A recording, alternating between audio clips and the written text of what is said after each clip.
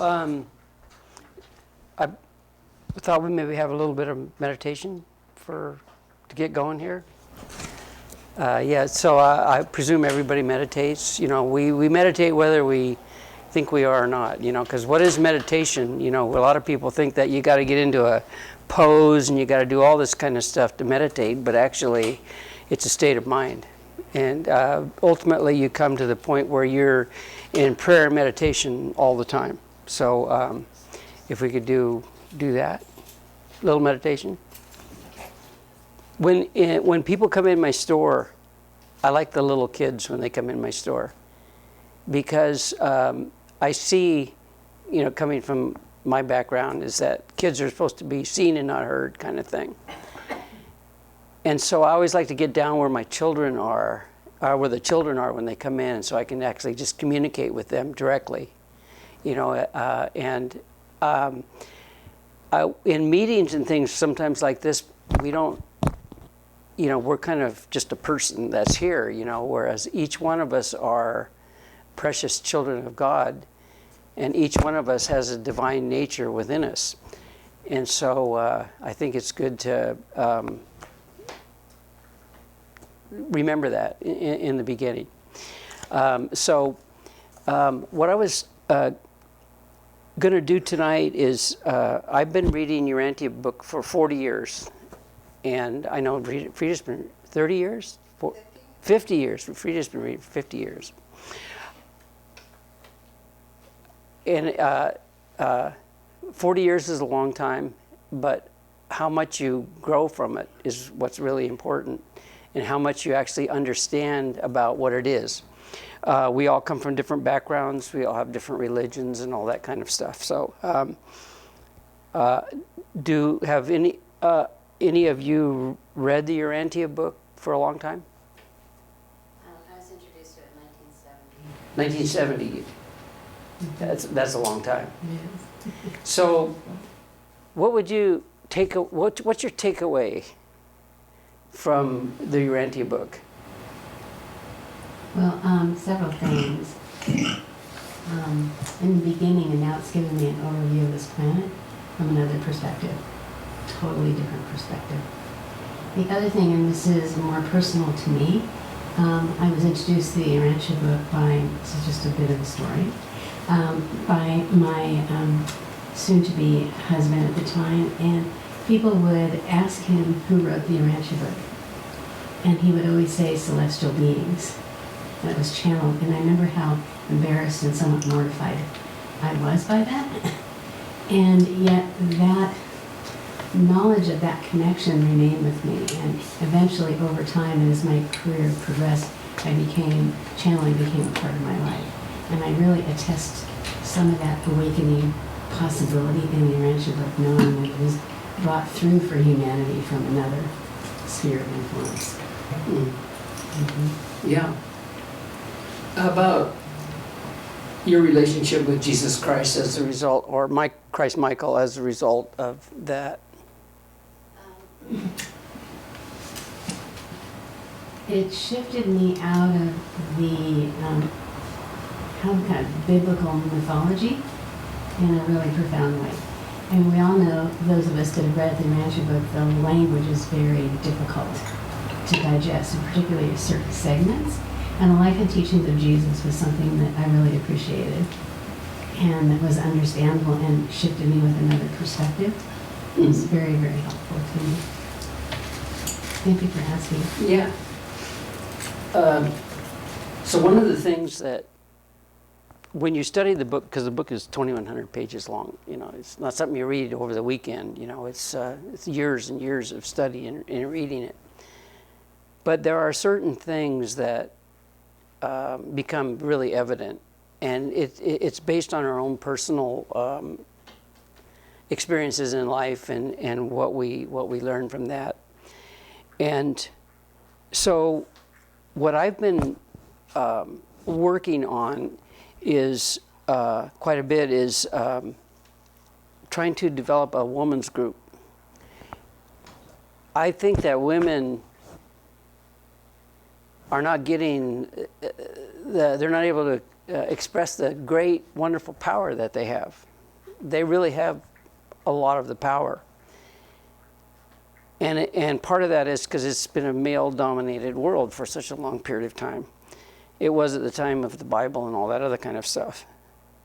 But if we read the Urantia book and you understand what did Jesus say about it, and then also the part about the creative mother spirit of the universe is my feeling is that she wants to express herself. She wants to manifest herself in society. So the question is how do we facilitate that, basically? And so that's what I was thinking. I'm a man and I shouldn't be starting a women's group, first of all.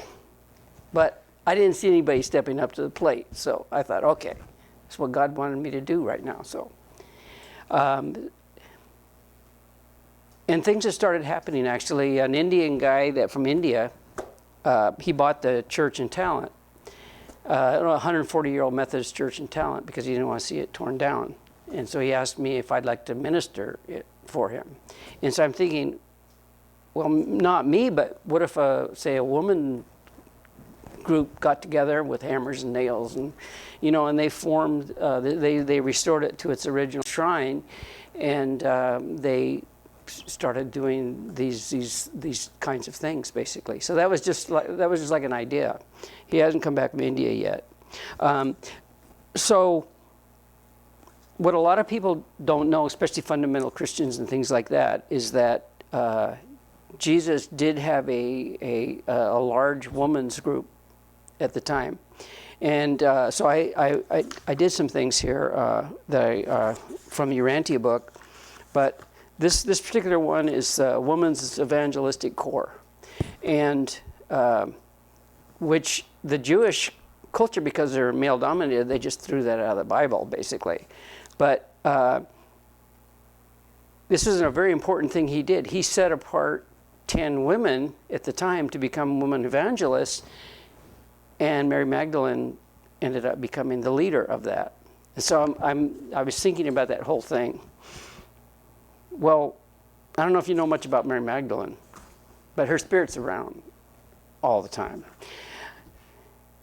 And if you look at what the Bible said, that when Jesus met Mary Magdalene, he cast 7 demons out of her. And so I'm thinking, well, what the hell was she doing before that? Never mind. That was supposed to be a joke. We're all human beings, basically, humanity. And she became, according to Urantia, his most powerful woman minister. And so, and there were many other women who did tremendous things, and they were not given much recognition for that. So it's just my own personal feeling is that God wants to do some, if he's ever going to save this planet, and get rid of the pain and the suffering and all that stuff, that we have to restore the ideal family. We have to restore the mother. She gives birth to life, and it's I don't know how far we can move, because quite frankly, men have kind of screwed stuff up pretty good. I mean, we've all done our share, but men have done enough too. They start the wars and all that other kind of stuff. So it's my feeling that the Holy Spirit, which is, if you read Urantia, there is, which our local Godhead, which is Christ Michael, and the Holy Spirit is the Creator Mother Spirit. That's his partner. And my belief is that she wants to manifest herself, and the best way to do that, of course, is through the women of the world. So what I was hoping is that women can step up. The men need to stay outside, but the women should step up, and they should start doing this kind of stuff. And I'm just imagining how much truth, beauty, and goodness could happen as a result of all of this kind of stuff. If you read the story of Urantia, women were dominated for a long time. And then came the Industrial Revolution, and women started to work and all that other kind of stuff. And so Urantia said they gained all this newfound freedom and all this personal action and that type of thing. But it also says, well, do they really know what to do with all this great power that they've been given? And so, just as a man's perspective, I feel like a lot of women are really pissed off at me. And I don't know why. You know, I feel like there's some anger going on there, basically. And the more I understand the fact that women have the true power in the universe, they're the hand that rocks the cradle of civilization, basically. And so I'm thinking, well, they need to pick the ball up and move it down the court, you know, basically. So anyway, that was kind of the motivation behind what I'm working on doing here. So we had that offer of that church. I have my place. I can take 15 people there. There's probably a lot of other places and resources where women could develop this group of God-centered, Christ-centered people. And one thing that I thought was very important in all of this freedom of action and all this other, people can do this and that and whatever.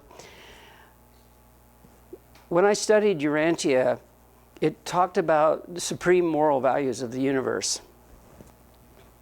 And so I've started to gather some of those things together.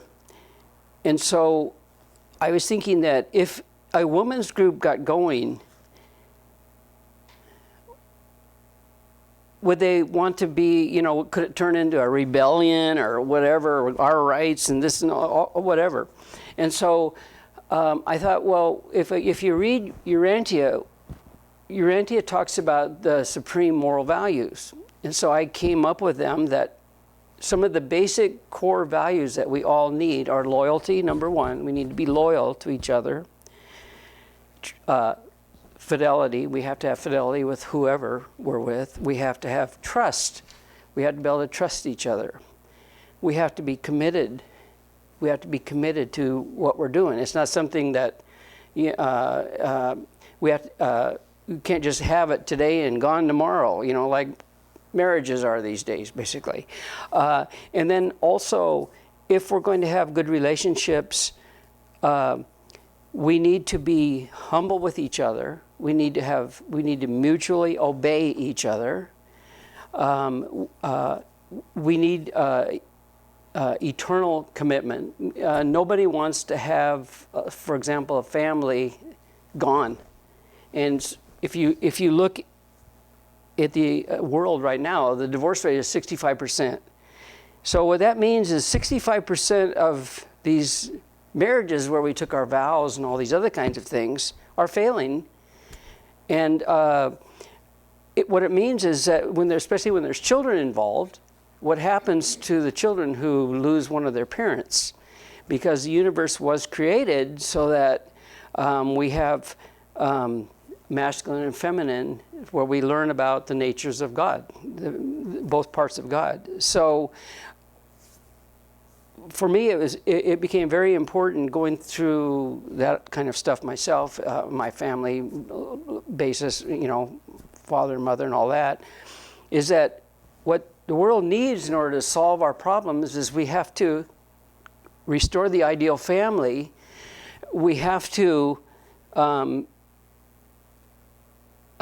children have a sense of eternalness, and if you ask a child when their parents are this beautiful family and suddenly the family's broken and you get to see your kid on Saturday and Sunday or whatever, that's not exactly the ideal that's going to help us. And I see all of our societal problems as coming from the breakdown of the family. So that is something I think that if we're going to solve all of these problems that we have of the crime and you name all that kind of stuff and all these things, it really comes because people do not have a good family structure. And that's, if you look at the way that God created the universe, there's the universal Father, the infinite Spirit, Father and Mother, and the eternal Son. And then further down is Christ, the Holy Spirit, and the children. And then when it comes down to us, it's the two parents and the children. And it's something that, it's a trinity, basically, that goes all the way up to the way that God made everything, basically. So anyway, I might be dreaming, but I'm thinking that this is something that we need to do if we want humanity and society to move forward. So anyway, that's my little spiel, and I have these handouts of the things from Urantia book, which explains how Jesus formed these groups and that type of thing, and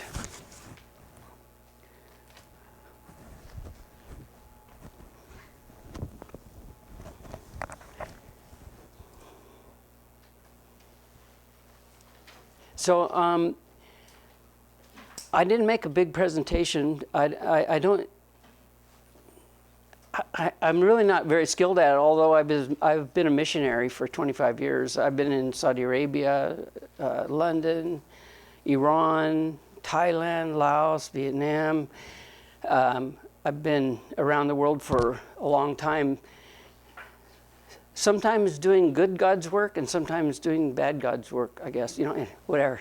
But I've always, I feel the need to serve God by being with other people, loving and serving other people, and kindness and helpfulness and all that kind of stuff. And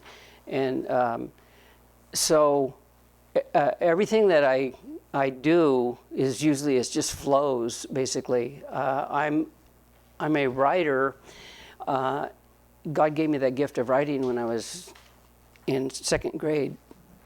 And I have a worldwide Facebook group, which is thousands of people now read the stuff that just flows out of me. And I don't have to, my grammar is perfect, and 20 minutes and it's there, basically. And I get the message when I wake up. So I don't spend a lot of time in preparation. I'm sorry, I'm not that good at it, and I don't do this that often. But what I like to do is open the floor to see if anybody wants to know something about the Urantia book or would like to discuss it. One of the things I was thinking with the women's group, what we typically have in the fundamental Christian church is we have the pews and we have the preacher with the big robes and stuff that's out there talking and teaching everybody. And so what I was thinking, like with this church and talent, if that was to be had, have a round table where people sit around the table. And there are lay ministers. Jesus was a layman. He wasn't. He didn't have any degrees or anything like that. He was a layman, and so that way people could communicate with each other on an actual level, and there wouldn't be somebody in authority. Everybody would all kind of play their part. So if any of you have anything that you'd like to say, or any questions or any knowledge, then go for it. I've never read any of the book. The only time I've ever seen the name of it is when I've come in to get a green smoothie at your shop. Oh. I think from your son, who's a lovely man. Mm-hmm.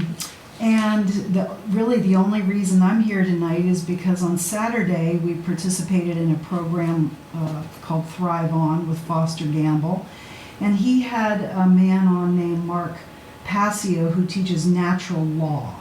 And somebody in the chat, this is a membership organization, started talking about the Urantia book. And because a lot of natural law is about morals and ethics and behaving honorably as gentlemen and gentlewomen, and that we don't need government if we would just kind of all behave ourselves.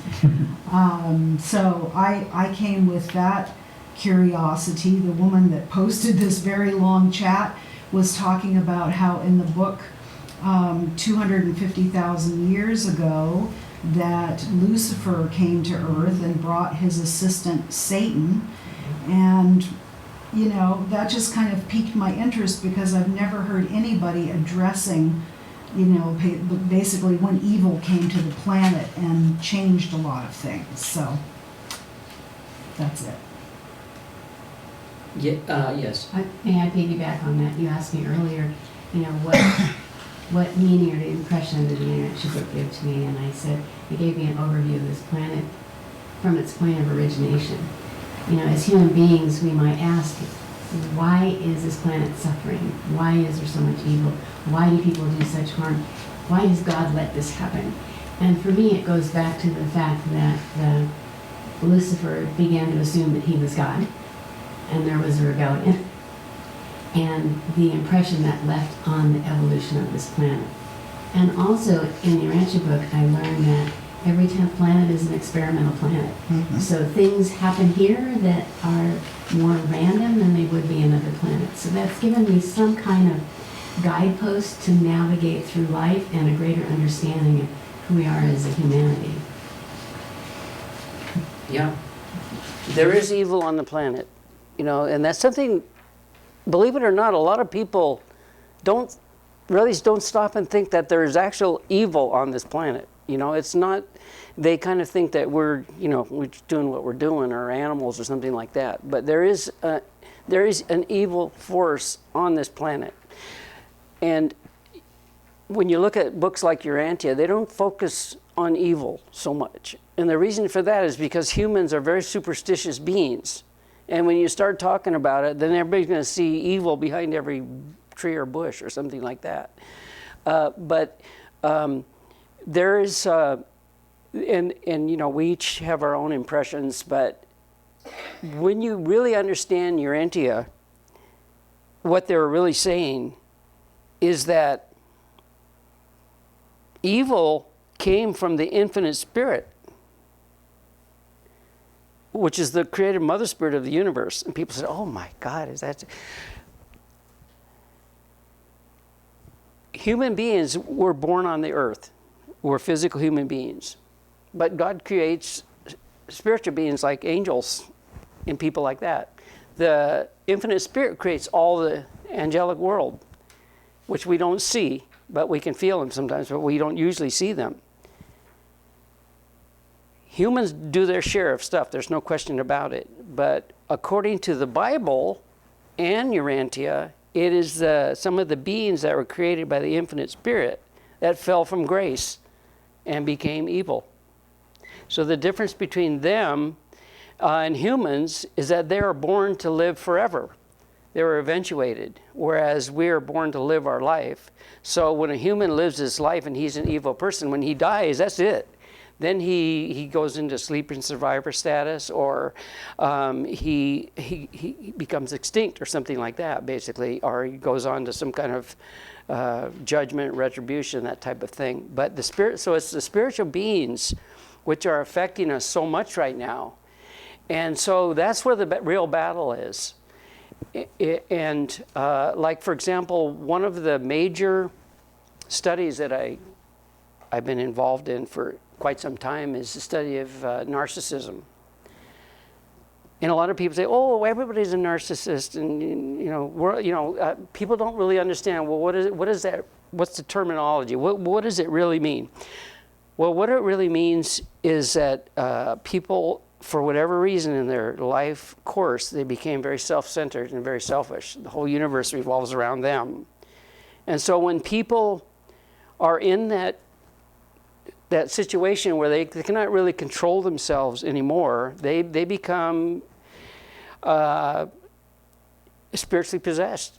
They can be taken. They can do all kinds of stuff that they wouldn't normally do. They throw away all the rules and all that other kind of stuff. And so that is in my store, I see 20,000 people a year. I talk to them, and do you know, just about everybody has somebody in their family or somebody that they consider to be a narcissist. So it's a major problem that we have. You know, we have this hidden disease that actually causes massive problems for the world. And, you know, we can call it whatever we want to call it, but what we need to do is we need to get rid of all of these external influences in our lives. We need to become, and this is something I learned from Reverend Moon, one heart and one body. One heart and one body. Whereas right now, we're, I think, some kind of a mixture sometimes of the things that are going on within us. I mean, if you see people pulling stuff on the subways and stuff like that, you know, you can see they're being driven by something that causing them to do that. They're not that stuff. They're not really in control of their minds. And anyway, that's just me. I'm fallible. I'm imperfect. I made many failures. I've done a lot of crap. I'm still doing it. So I'm not the standard.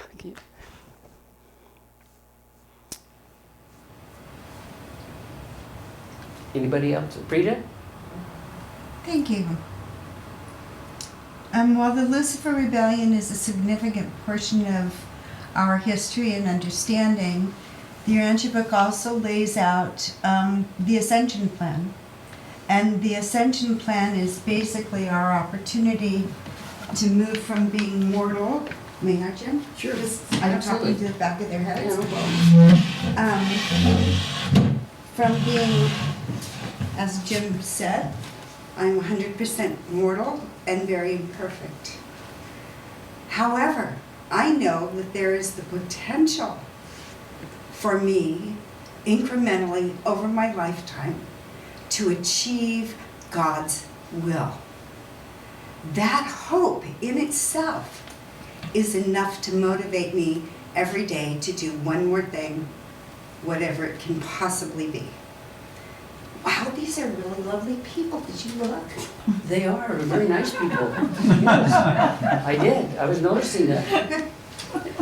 That's really nice. Okay, so one thing I do want to address, there is a very large Urantia book presence on Facebook. I don't know if any of you are on social media, Facebook in particular. There's also a very large presence on YouTube. You can listen to talks from people all over the world. There is an explosion of Spanish-speaking Urantia book students.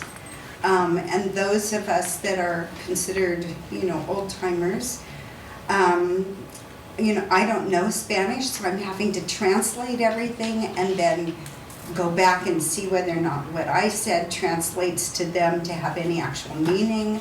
But there's a large group of people, new readers coming in the 1970s with the group, who was it who, in the 1970s, there was a very large explosion of new readers in the United States.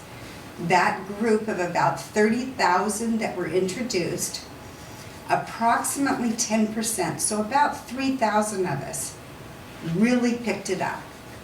We read together in our homes, we created study groups, we battled out our ideas for 20 years. Then we started learning things and the society began evolving and we understood what it meant to have nonviolent communication, expanded language. New things grew in the society that supported us in becoming better people. So one of the things that is happening, and Jim might not be aware of this because he's not a woman, one of the things that is happening is that there is a very large presence of women in the age groups between, I'm 68, and I'm kind of one of the younger, so maybe 60 to 85. There's this very large group of women. We meet together online. We have retreats together. We pray together. We make healing medicine together. We are working intentionally to bring more of the Mother Spirit's presence into our world. And that's evident online. You can look it up. You can just put in Universe Mother Spirit and you're going to find us. The other thing I would say is if you're interested in reading the Urantia book, I have a lending library of 7 books. Normally I have 12, but I have 5 out right now. There's also a wonderful group of individuals of all ages. And my daughter is 28. She's deeply involved in the younger group. But there's an amazing group of individuals working together with what's called the Urantia University Institute. And all of their things are online. You can go to any of the lectures, any of the classes, and they go back for, I think the Institute's been running for about 8 years. So if you're interested about anything about the Revelation, I can make a book available. It's available online. There are large groups of women working together. There are large groups of scholars working together. There's one scholarly group called Cemetery of Soul. That particular leadership in the fellowship is a wonderful, wonderful human being who encapsulates so much more than what I could share. So I also want you to know that there are secondary works that are amazing. These are from early 2000, David Bradley. So these are very uplifting, as the language of the Urantia book is. And I will go back to my seat. Thank you. That was really nice. So, the Urantia book is 2,100 pages long. It was written by celestials. You know, people say, well, where did it go? It doesn't matter to me where it came from. It only matters what it says. Half of the book is about the life and teachings of Jesus of Nazareth. And that's the focus of the book. And a lot of people say, compare that with the Bible, for example. Well, the Bible, truth is truth. It doesn't matter where it comes from. But however, when human beings say, this is scripture, this is sacred, fell out of the sky, no, anything man touches is flawed. You know, and if you look at the history of the Bible, you can see it wasn't till 325 years after Jesus that a group of 200 bishops in Rome and semi-corrupt Pope, our Constantine, decided they're going to make a book. What's the book? Well, the Bible? Oh, yeah, the Bible, yeah. Where should we put Apocrypha? Well, we'll throw that out, but let's put Revelation there. And, we ascribe superhuman means to the stuff we do. But typically speaking, what humans touch usually has some problems with it. So the Bible is, I love the Bible because I grew up with the Bible, and if it's true, it's true. So I just look for what is truth, and going through Yogananda and the Moonies, the Divine Principle, and all that other stuff. Traveling all over the world through Hinduism, Buddhism, Islam. I lived in Saudi Arabia for 6.5 years, and I was 35 miles from Mecca, and I was trying to teach, Christianity, and it didn't work out very well. So Urantia, they say it's a celestial revelation, and I say I don't really care where it came from. I don't even. It doesn't matter to me. I just know that it's written in English that I can understand, and since I have 40 years of reading the book, I can tell you, I haven't found very many places where I could really disagree with it. It really makes tremendous amount of sense. And the thing about for me with Urantia in 40 years, it's like I started living the book. I mean, God and the spiritual world would put me through these experiences that would teach me different things about the book. And a lot of those lessons were not easy. A lot of those lessons were extremely difficult. And you talk about the crushing of the ego, yeah, that's a good one. smashes you down, basically, so that you can be built back up. But even to this day, because I post every day and I use Urantia quotes for what message I'm trying to get across, the message I receive when I wake up, and the book still fascinates me tremendously. And it's personally what it's done for me. It has put me in the living presence of Jesus Christ. Jesus lives in me. He lives in all of us, but I'm aware of it. I have Christ consciousness, and then also Urantia teaches that God places a fragment of himself within our hearts called our adjuster. It's basically we all have divinity living within us, although a lot of us try our best to get rid of it. Anyway, but so we're all divine beings, and you can also get to the point where you become conscious of this being, and that's God consciousness. So when you live in Christ consciousness and God consciousness, your whole life is it's like you're living in the kingdom of heaven, basically. Or either that or you're on drugs. It's one of the two, maybe both. I don't know. So, and you may go through things in life where you're going through personal trauma and difficulties and things like that. But when you're in that presence, you always come back to this point of extreme joy and happiness. And where I think a lot of people make a mistake is they're seeking other ways to find God. We're all searching for God. But some people try to find it through drugs, some people try to find it through scripture, all this other kind of stuff. Jesus taught us how to do that, and that is to love and serve each other. That's what it's all about. It's about becoming an empathic person versus a narcissistic person, no empathy. That's the whole difference. So, but when you become an empathic person, is that me? Oh, that's my girlfriend. Sorry. Yeah. So when you, that was you. It's probably me. That's my coat. Yeah, and I think I know who it is. Anyway, yeah. But anyway, so when you become an empathic person and you live your life serving other people, God will just reward you every day. He will love you and He will give Himself to you, and you will find yourself growing spiritually and becoming better and better all the time. And it's I consider myself highly fortunate to do that. One thing that happens in the world is this victimization thing. Everybody's a victim. I'm a victim. Where's my rights? Yak.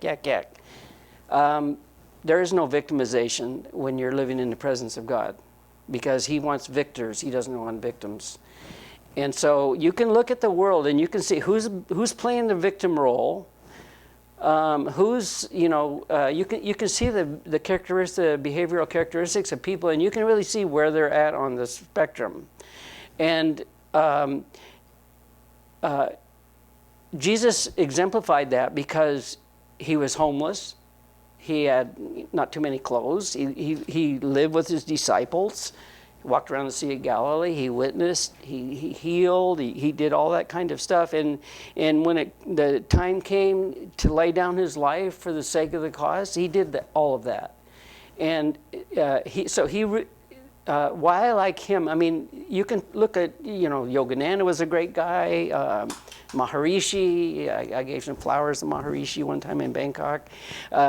There's all these people, but the person that I love the most is Jesus, because of his goodness and His kindness, and so that's something that a lot of us may belong to fundamental Christian churches and that type of thing. I haven't been the happiest being it, though. I was thrown out of more churches than you can probably count. There is the ecclesiastical authority and all that kind of stuff that goes on. And Jesus is really looking for any kind of organization to be able to express what he does, basically, and that is love and service and care. And I can just tell you that if you do that long enough, you will aspire to great heights on a personal level, and there's nothing else except for the extreme happiness and joy that you experience from that. Except when I was depressed yesterday and anxious. Yeah, aside from that. Sorry. I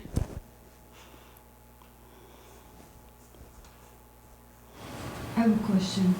So, in the Urantia book, how is God defined? I mean, you keep referring to God as He. So how is God defined in the book? Frida? God is defined 1,000 ways. They tell us to not pay attention to the male-female construct, but that they use that specifically because it best describes our relationship with them. The three persons of Trinity are all equal, but they do in the Urantia book define it as Father, Son, Spirit, because that's how mankind would most readily understand that process. They call male and female as aggressive. Is it aggressive or assertive? I think it's assertive and retiring. Domination. Well, no. I'm glad I understand your sense of humor, Jim. And that changes periodically throughout the day. Who is at that moment the assertive and who's the recessive. And the same thing happens with the spirit. That the spirit, her ability, and I'm going to describe it as her ability is that the grace and mercy is sufficient to meet the need. So whatever the need is, her presence is sufficient to meet that. And the Father's presence in us is like the fine-tuned fork that rings when we know things are true, and that is present with us. And the Son's influence is that he taught us to love one another so that we have each other's company, so that life isn't so lonely and hard and miserable, but that when we're in it, we've got our fellows to put their arms around us and say, this too shall pass. And when we're on the top of the mountain, we have our fellows who are going to say, you're going to fall off that mountain. And we need each other. And that's what Jesus most wanted us to have, was each other, loving each other. What would you say to that question? How would you answer that question? I was more I was in two places, so I was listening to you and your description, and then watching this image, and I just went into the state of, I'm watching the double helix of the DNA. I'm hearing you talk in the background, I'm watching the double helix, and then you asked me a question, and it's like, So what did you? The question she was asking about how do we define God? I mean, it sounds like it's like individual beings. That's the question. That is the question. Oh boy. I just read that paper actually. It's the first paper of the book. My suggestion would be that you jump online and read the first paper. It's the Father, God the Father. Deity is unified, Yes. 100%. That's why you can't tell the difference. But the universal Father, and a lot of people get kind of hung up on that. Oh, that's male, father. Yeah. But if you read the first part of that, the nature of God, and then you read the last sentence of the book, it said that the father concept is the highest ideal that human beings could ever have. But it did not discriminate against women, because the mother concept, you know, is equally as important. And that was one of the big problems with the Bible, is that the Jewish people pushed the women down, basically. But Jesus didn't actually, he did not have that attitude whatsoever. And the Urantia book clarifies that. And Jesus said, listen, there's no difference between men and women. You have different jobs. And when you have mutual obedience and love and care to each other, what could go wrong? You know, basically, where would the conflict be, basically?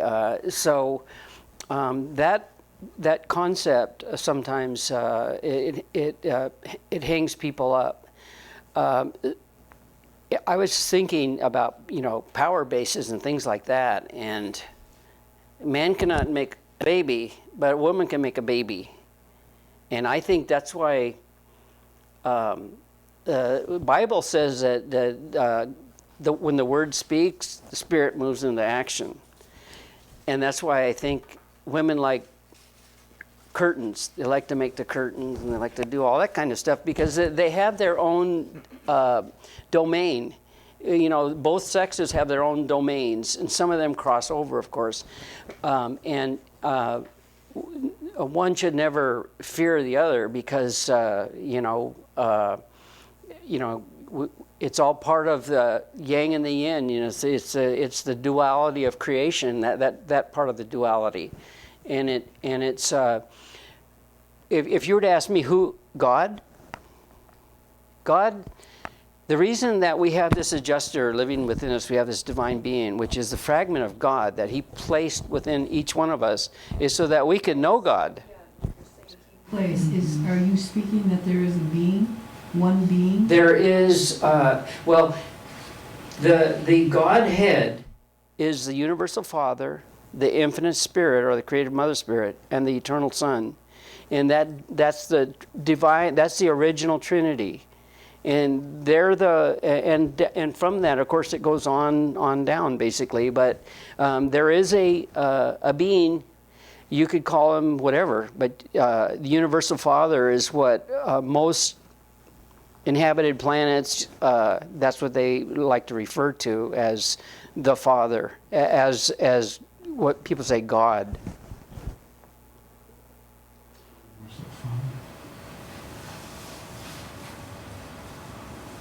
Oh, like I always told my mom with the Bible, I said, look at it. It says King James Version. Written by man. It's his version. Yeah. And actually, like if you go back to the Cathars and so forth, Jesus spoke Aramaic. And the interpretation of it is different than Latin, which is what the Bible was interpreted in, is Latin and Greek. And so you take a lot of, I think it's Neil Douglas, something like that, who has interpreted much in Aramaic. And so even the Lord's Prayer is something totally different in Aramaic than the way it was transcribed. So that's the only reason I was asking, like,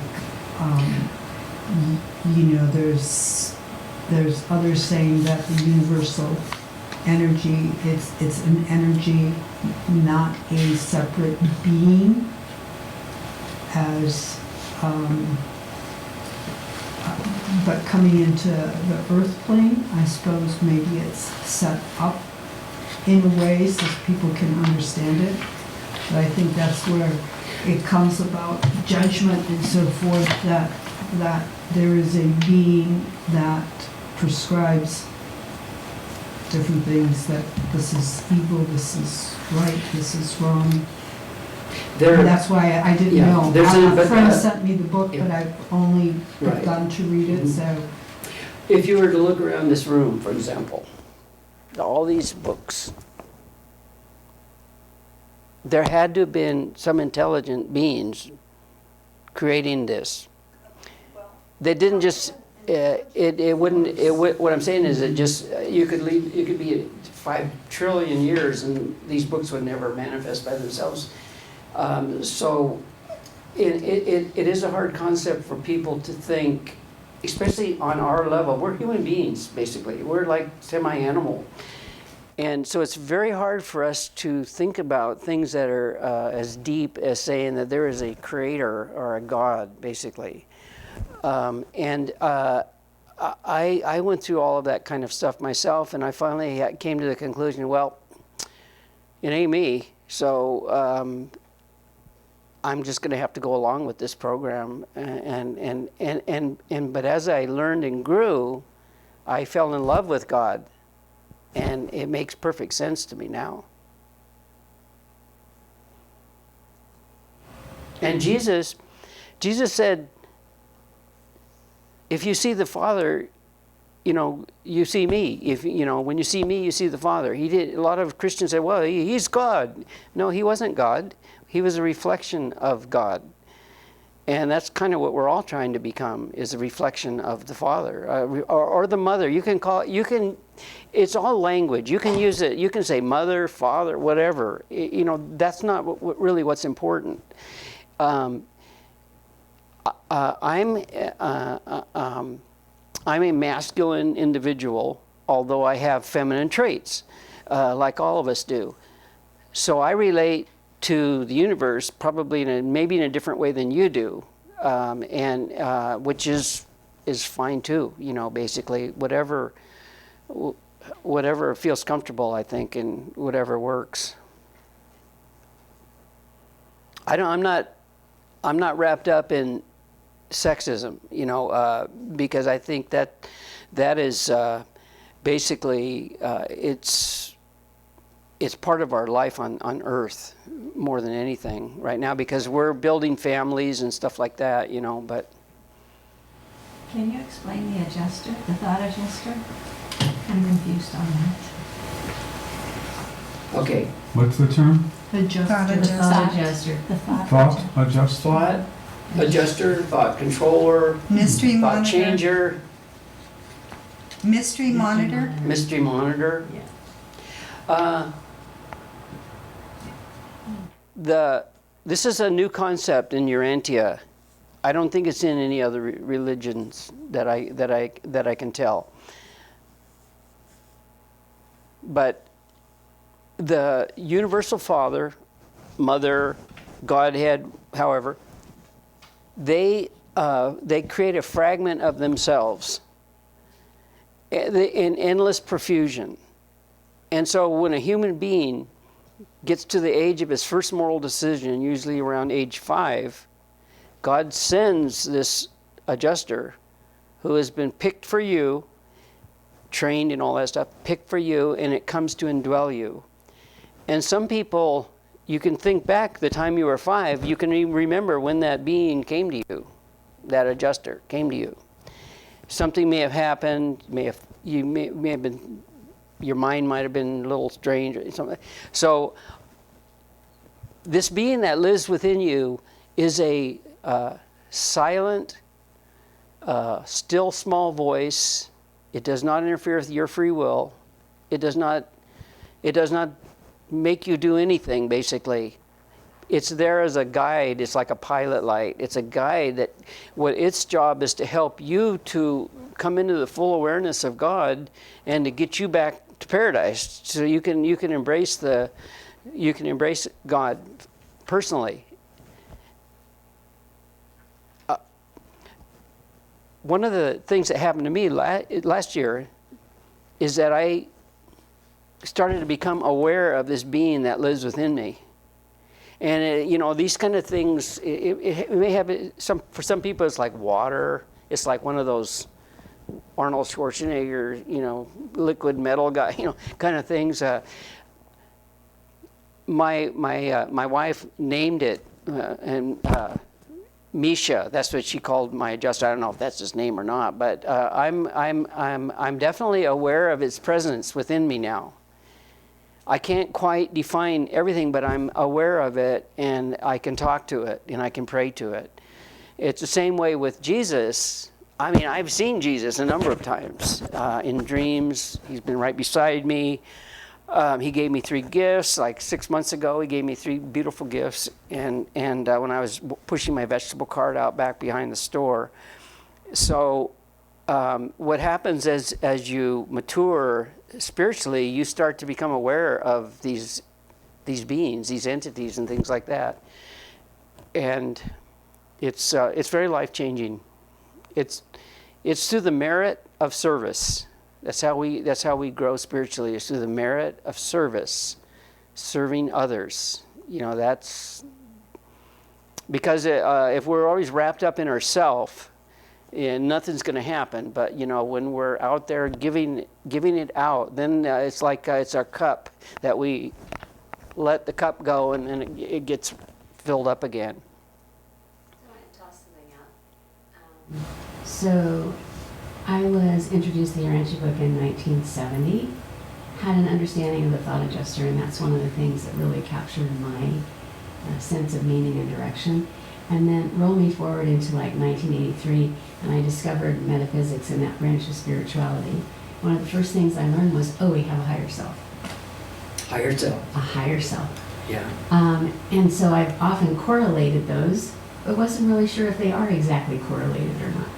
Would you care to comment on that?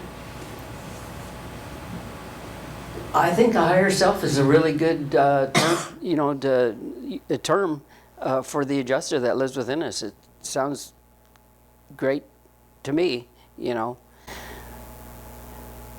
And what about thought adjuster fusion? Thought adjuster fusion. Well, that's one of the things that Urantia talks about also, is that this being that lives within us, what our job is to do is to empty ourselves out and become fully united with it. And when we become fully united with it, this major flash of fusion occurs, and we become like one with this being. It becomes us, we become it. And what happens to a lot of people is they actually take off. They fly off the earth, like Enoch and Isaiah. The chariots of fire and all that kind of stuff. They ascend. Huh? They ascend. Right? They ascend, yeah, at that point. So that's what the fusion thing is about, and that's what we all want to do. We all want to completely give up our whole carnal existence, over to this spirit. And it's this whole life that we have is not about, I came to a conclusion, it's not about me, it's about the spirit. It's about my adjuster. That's who's divine. That's that one who's down here on earth with me. It's not about me. I'm clay, and I'm the more I realize that, and the more I can give up myself, the more we give up ourself over to spirit, the more we can be spirit guided and spirit led. The Bible talks a lot about spirit led, spirit guided. So does Urantia, and it says even though human beings toil on the earth's shores and all that kind of stuff, somewhere there's this inkling of the bright lights of paradise, the shores of paradise in our minds, and we're if we only try to give up our lives and sacrifice, and life is so wonderful because there's just so much beauty and joy that we experience all the time. And it's, once you get on the track, you'll never go back at that point, because the magnetism of it will keep drawing you inward upward and inward. And we become spiritually fragrant. We develop kindness and love for creation, for each other. I stopped hunting, you know. I didn't want to kill anything anymore because, except for spiders and flies. Sorry about that. I can't quite get over that. You just become, you know, it's like a character development. We're here for character development. It's why we're here. And people think, well, why'd they make me? Why'd they do this to me? Why didn't he make me an angel? I wouldn't have to go through all this stuff, you know. But there's a real great value of coming up the hard way from the dust all the way up, because we become very, very trusted by God, because we've been at the bottom and we have suffered and we have overcome and we have made our mistakes and we have repented and we've received His forgiveness. That's always there for us. And so we become rock solid at that point. And that's why we're on this planet, it's character development for become rock solid. So the worse it is, the better sometimes. On a slightly different subject, a couple of years ago I started developing my own little theory about humanity and God, and I wrote a little concept up called, without Chicxulub, there would be no God. Without what? Chicxulub. Anybody in here know what Chicxulub is? No. You do. Yeah. Chicxulub is the impact crater that lies on the Gulf of Mexico, partially on the Yucatan Peninsula, where a very large asteroid about 6 miles across slammed into the Earth 65 million years ago, according to the geologists, and that induced the Great Extinction that we had at the end of the Pleistocene. So about 90% of the animals and plants on the planet disappeared in subsequent years. So this was 65 million years ago. And there was the dinosaurs reigned. Mammals were very small, maybe little mice kind of things, and that was about it. Well, obviously the dinosaurs disappeared. The mammals that were somewhat underground managed to survive, and like reptiles and a few others, they really speciated very well. A lot of new habitats became open. Life radiated out. If you look at a evolutionary tree of life, you'll see that after every mass extinction, there's a mass adaptation of new species and animal group classes and families of animals that evolved.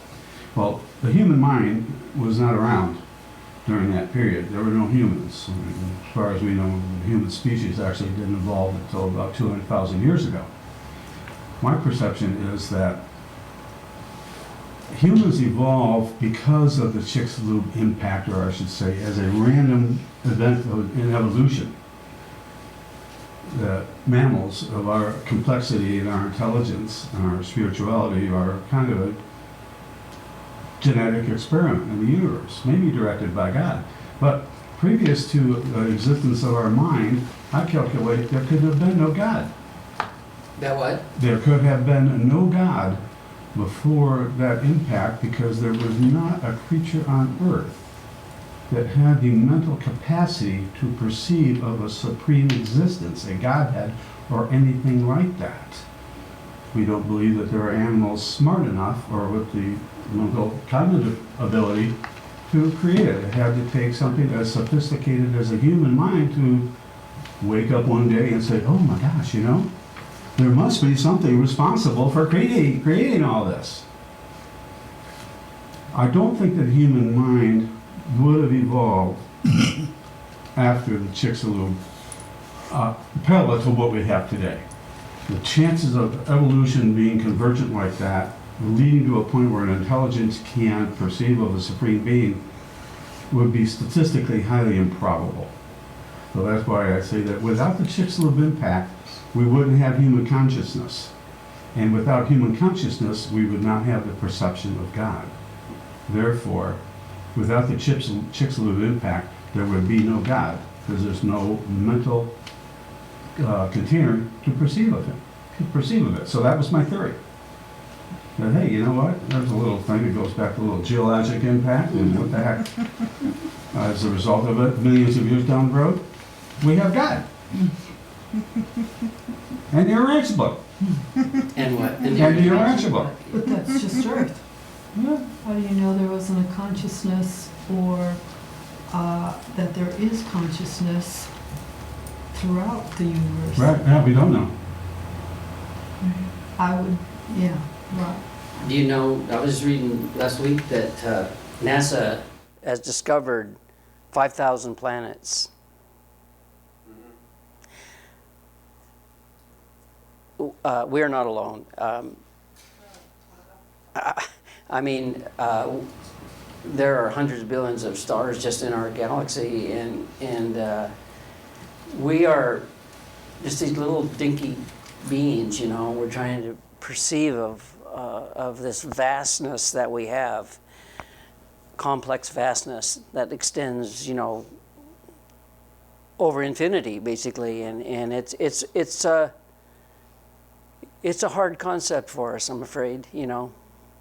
That's one of the things of where the adjuster came in, basically, is because they say we couldn't understand the God's vastness, but that's why He gave us this little being, which is actually God to us. It's our God, each one of them. Well, and also we know We know that there were more higher and advanced civilizations on here. Mm-hmm. So, Mm-hmm. and each time, I mean, so, you know, who knows? I mean, for me, just thinking there's a vast universe and all these planets, it's kind of crazy to think the only life is here on Earth, and there isn't higher intelligence, which is, you know, God, creator God, or whatever, but that there's life going on all different planets. I thought I was doing pretty good in my own little world here until you brought that up.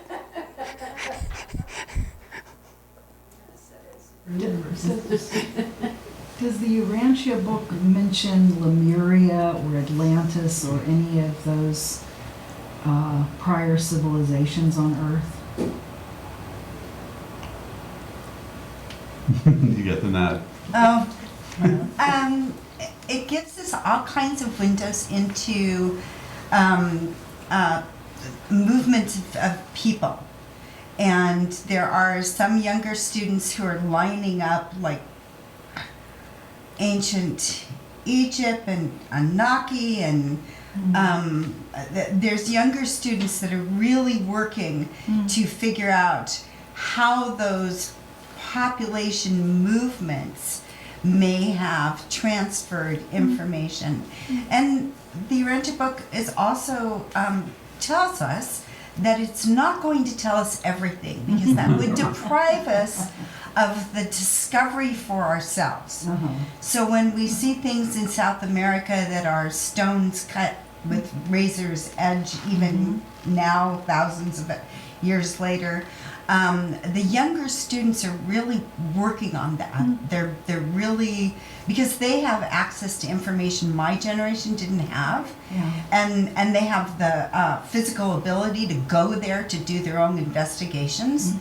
And there's a broadcast called the Spirit of Truth broadcast with Derek Semes, and Derek is the one that's really, I think he's really got his head wrapped around it. Cool. Yeah. And there is a lot in Urantia, though, about ancient Egyptian culture and stuff like that, too.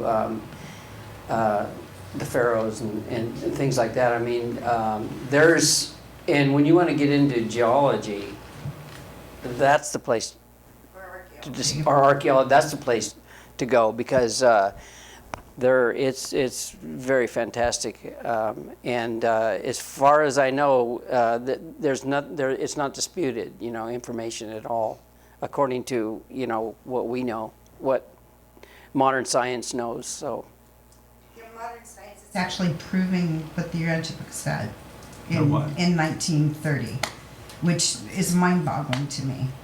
I think the most recent thing was the Urantia book makes one sentence about the oldest geologic formation that's available to us is on the shores of Maine or something. And just this last week, the Scientific American or whoever it was that was part of that study declares that this shore on the site of Maine is, the oldest geological feature on the planet. Derek is the one who comes up with those things, though, and posts it and says, hey, here's another one. So, yeah. And astronomy. You want to know something about astronomy, about how everything is out there. It's unbelievable. They talk a lot about how the star formations and all this other kind of stuff. It's very fascinating. Hey, who is the they you're talking about? Yeah. They? You say they talk about? The Urantia book. Oh, okay. About astronomy and things Yeah, like that. okay. If you want to talk about government, they have government on a neighboring planet, which is a planet that's close to us, but and they're about 100 years ahead of us. And so they talk about the system of government, everything from human suffrage to taxation to school systems and all that other kind of stuff. And it makes a lot of sense. I had a lot of Urantia readers say, we need to send a copy of this to Congress. Yes. Of course, they wouldn't read it, but it really makes a lot of sense to me. So they do talk about life on other planets. Mm-hmm. They do? Yes, they Yes, do. they do. Yeah. Yeah, government on a neighboring planet. It makes so much sense, basically. Like, for example, the one thing they said is that there are no churches on this world. Everything is just philosophy, is a philosophical temple or something like that. Religious education is done in the home. Simple stuff. That makes a lot of sense. So did they address the pyramids? The pyramids. No, they didn't address the pyramids, but they did talk about is that Menhotep, one of the pharaohs at that time, that type of thing. But they didn't. I know there's been a lot of things with the pyramids, that they were done by people from other countries, as navigational aids and things like that. But I'm thinking, if these people were coming from some great culture, wouldn't they make it out of like carbon instead of stone? Maybe they were just had to use the materials or something like that. But that people do have knowledge, because we're all God-centered beings. We came from God. We can have knowledge that goes back a long time. So even though our tools were really crude and we used stones and things like that, but we did understand some things about geometry and all that other kind of stuff. And man's creativity goes all the way back. But you can see, that we don't find any skyscrapers over there, or aluminum or glass, it's like, so our big problem is we haven't found any modern evidence, like batteries or transistors or.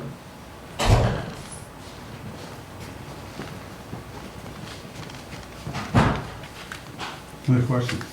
Does the Urantia book say anything about karma? Or a karmic process? Karma, what it says basically is that God forgives us. He has forgiveness in his heart at all times for us. We have to reach out and grab it. But it also says we have consequences to the things that we do. So forgiveness and consequences are two different things. And I would say consequences is the karma. Yeah, we have to pay for what we do, pretty much, even though we get let off the hook once in a while. So as I envision that, I mean, we heard the term karmic debt. You know, like somebody has a karmic debt to pay. The implication is that energy is stored somewhere and comes back into that, probably to the spirit who occupied that body, not necessarily to that body.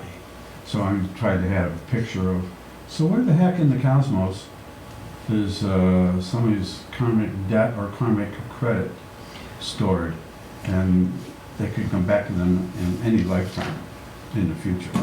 My That's personal opinion is humanity, we're all tribes. We go all the way back to the beginning of mankind, or Adam and Eve, or whatever. And because men are the children of God, we are dignified children of God, we have to settle those scores. So I believe that what our ancestors and things do, we may have to restore that on this planet, because they have lived and done their stuff, and they've died, left their body and gone back into the spiritual realm. And they're kind of waiting for their resolution to the people that are living on this earth. And that's I see myself as like a surrogate, basically, for what my dad did. And I've proven that to myself, because one of the things that I do, I see my relatives sometimes, you know, even though I don't want to. Yeah, sorry. You know, it's like when I talk about my dad shows up, it seems like, you know, he's right out here. And so I think it's, here I think you can get traction here, because you got the dirt under you. But when you go to spiritual realm, it's laws of attraction, magnetic attraction. So you can't really resolve the problem as easily there is somebody here on earth doing it. And this is my own concept, basically. But it seems to work. I mean, why am I being punished all the time? I didn't do all that crap, you know. So, you know, it's what.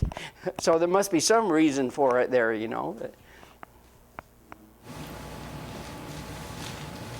Well, I was wondering how karma also works related to something you stated earlier, with basically there are no victims. In other words, I mean, if I say that, you know, it's like there are no accidents, everything happens with a purpose, and every purpose has a learning opportunity in it. So if there's no victims, then there really can't be any sins, and if there's no sins, you don't need karma. Yeah. So. When I say victim, I mean the attitude of victimization. I'm the victim, I'm the, you know, that's what I mean. I don't mean that that person's a victim or not. I mean that a lot of people, that they always like to play the victim card all the time. And they use that, you know, well, poor me, you know, it's basically to give themselves a little bit of sympathy. You know, so that's what I meant by victimization. You know, and if you look at narcissism, which is something I've been deeply studying, narcissists are always the victims. Always. You know, because they can't stand up and say, you know what, I messed up, you know. It's somebody else's fault. It's somebody, yeah, so they do the blame shifting, the blame game, and all that other kind of stuff. And it's, you know, they all went to the same school, by the way. They went to the narcissism school, you know, because they all do the same stuff. It's really amazing, you know. 6 years ago, when I discovered I had the gift of writing again, and I started posting on Facebook, and it became an everyday thing for me. And it was just amazing what God was giving me all the time. And it was just like I'd wake up and, oh, this is what I got to write about today. And so I go into the Urantia book and, whoa, you know, and then I'd write all this kind of stuff. And so then I started connecting with people all over the world. And there's some beautiful people out there. You know, this is the interesting thing, however. Of all the thousands, you know, people that come in my store and all that other stuff, there's only one other person in the world that has my mind. And that's a Mexican woman that lives in Ottawa. She is like me in person writing this stuff on Facebook. You know, she really loves this. She understands everything about it. You know, it's just like a clone or something like that. But it's hard sometimes to find people who understand you. You know, it's not easy. We're all highly unique, I think, in that sense. And understanding Urantia, there's just as many differing opinions and things on Urantia and all that other kind of stuff, but I don't know if you came from Christian backgrounds or you know, whatever kind of backgrounds, but you know, I'm kind of biased, but I think that Urantia is what they call as the Fifth Epochal Revelation. It is a very important revelation for our time. You know, I know a lot of religions say that, and you know, it's true, but I think people who understand it and read it understand that this is, it's not we don't want to be associated with a religion. It's basically an awareness of who we are and the universe we live in. And it's highly logical and rational, and that's what I like about it. There's no thee, the, thy, you know, thine, you know, kind of thing.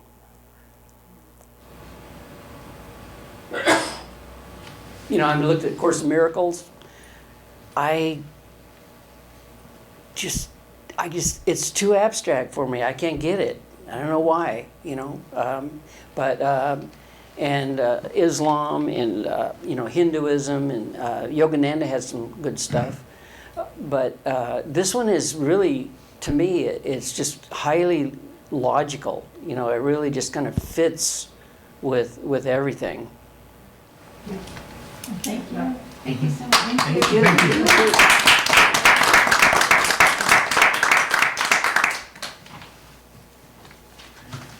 So we have our first meeting tomorrow. I'm just joking.